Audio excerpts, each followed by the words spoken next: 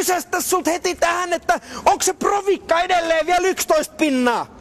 No helvetin hyvä juttu, koska nyt saattaa tähän maahan ilmestyä uusi miljardööri, jolla on niin rekka ympäri ja tänne hyryllää helvetinmoista kyytiä. Soitat sinne Kiinan pojille nyt ja sanot niille, että ahkeroi, kato nyt jotakin ylitöitä tai jotain menemään, että saadaan tavaraa tulee. Nimittäin tää kauppa kun klousataan, niin kuule, tää on sellainen juttu, että tänä iltana vedetään vähän kaviaarosta ja sampania. Tää paikkahan on aivan mammuttimainen suorastaan, kuule. Joo, no näin tehdään, hyvä, joo, morjens.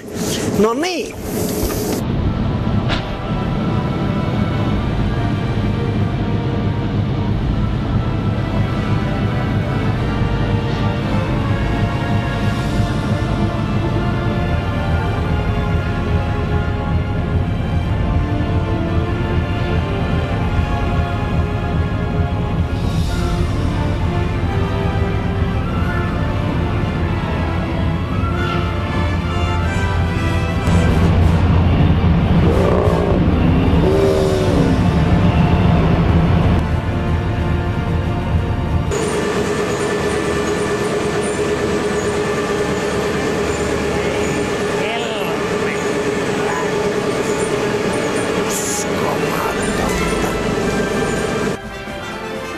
Taitaakin olla kuule sellainen mesta, että täällä menee paperia niinku sekunnissa tonneittain.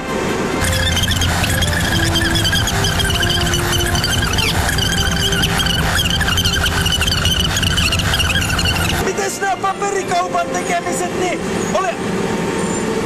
okei, selvä, joo, se taida...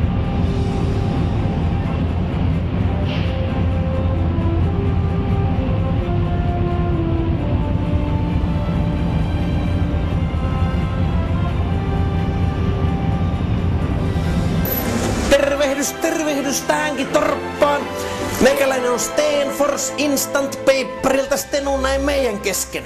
Oot sä kuullut meistä koskaan? No kuule, enpä oo kuullut. No se on hyvinkin mahdollista, nimittäin ollaan aika tällainen uusi tekijä kentällä. Ja sit toisekseen, niin kun meistä kerran on kuullut, niin meitä ei koskaan unohda, mä takaan sen.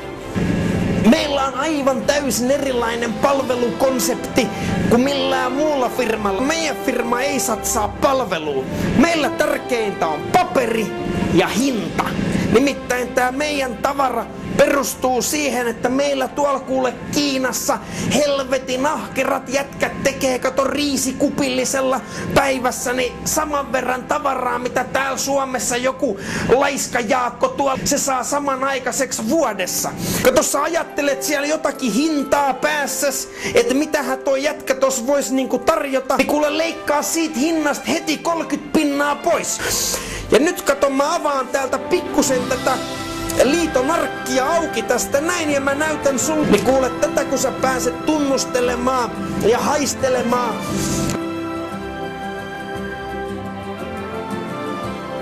Tiedäksä mikä tässä haisee? Kieltämättä tää vähän tuokselta. No juurikin näin. Menestykseltä.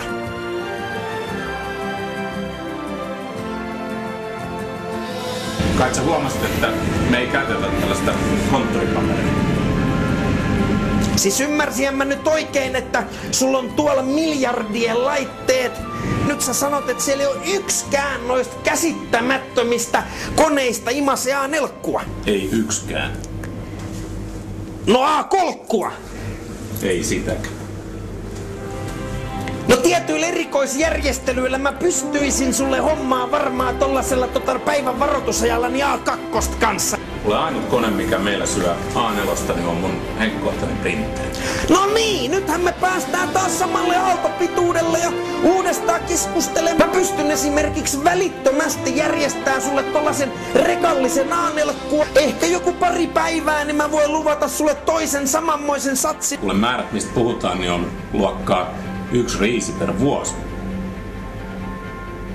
Niinku riisi ja vuosi. Juuri niin. No, ei me oteta tästä ongelmatilannetta.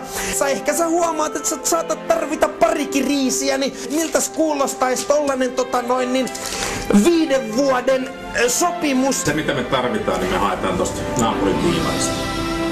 Unohdetaan sellaiset tiimarit, älä lähe sinne. Tässä on kuule sulle heti ensimmäinen riisi. Heität nyt femman mulle siitä tästä näin. Ja katellaan niitä kuitteja sitten kun mä tuun. Okay. Mä tuun joulun aikaan sit uudestaan. Nyt mä en anna ihan vuotta sulle aikaa. Joo, kiitti sulle vaan helvetistä ja oikein pidä täällä myllyt pyörimässä. Joo, morjens, joo. Noniin, morjens, joo. Morjens. Tää on vitonen, täysi vitonen meikäläiselle kumminkin. Tää oli pelin avaus tässä kohtaa. Ei tässä oo mitään ongelmaa.